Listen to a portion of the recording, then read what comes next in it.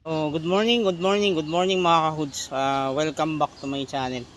So, ngayon yung pang ano ba to? Pang fourth or pang fifth week nating makukuha no. Actually kukuhanin lang natin yung mga tira-tira at nakita ko doon ay hindi na natin inabutan yung tatlong malalaki na nahulog na no. In fact yun no, nandoon na. Tapos yung isa naman kinain na ng mga manok ko. Konti na lang yung makukuha natin sa araw na to at actually huli na nga to, ipapakita ko sa inyo. Ay sorry, medyo malabo yung linisan lang natin yung niya lens sa kabila kasi medyo malabo, hindi makita.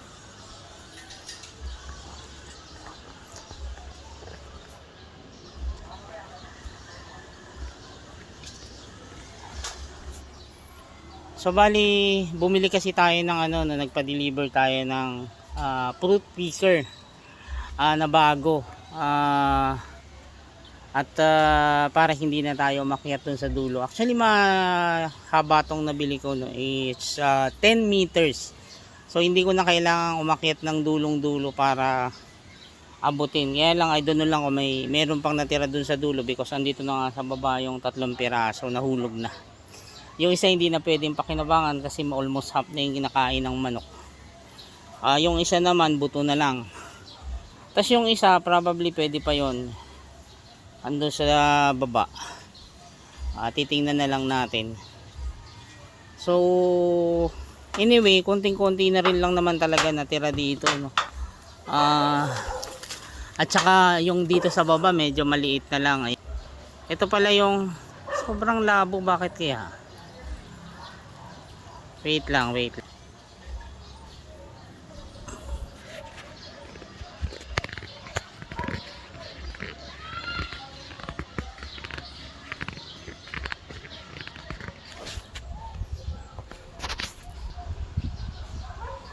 labo talaga, sobra.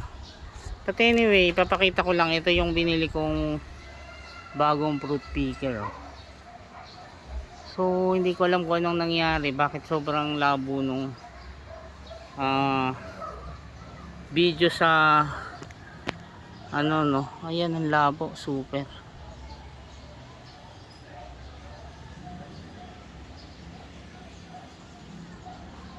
Ang labo talaga. So, halos hindi makita, no. Pero anyway, ito yun, no. Ang labo. Sobra, hindi ko alam kung anong nangyari. Siguro nabasa to. Kaya ganito kalabo. But anyway, ito kasi yung binili nating ayan. Ito yung binili nating panungkit. Dumating ito kahapon lang. At maganda to no, hindi na babali, hindi katulad ng ginagamit natin. At kahit dito lang ako nakaposisyon sa bubong, ay makukuha natin yung pinakadulo. Ito kasing mga nandito sa tabi ko, ang liliit pero mukhang papahinog na rin eh. So kukuhanin na rin natin yan. May ilang piraso pa sigurong natira dyan sa taas. Hindi ko lang masyadong makita kasi nga puno na ng dahon. But anyway, yung iba andun pa naman sa taas. Andun pa naman. So kukuhanin na lang muna siguro natin, tapos balikan ko kayo. Actually yung Indian mango kung malabo kasi, so ayan sobrang labo. Yung Indian mango actually ayun kinainan na yan ng hindi, may part na malabo, may part na malinaw, hindi pare-parehas. Yung taas medyo malabo, ay doon lang kung ano nangyari dito.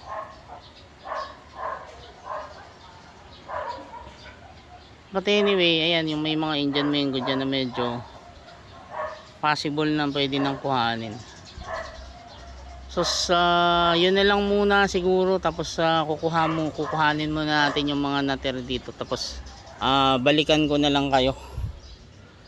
Balikan ko na lang kayo kung gaano karami yung makukuha natin sa ngayon. Yun lang muna. Thank you, thank you.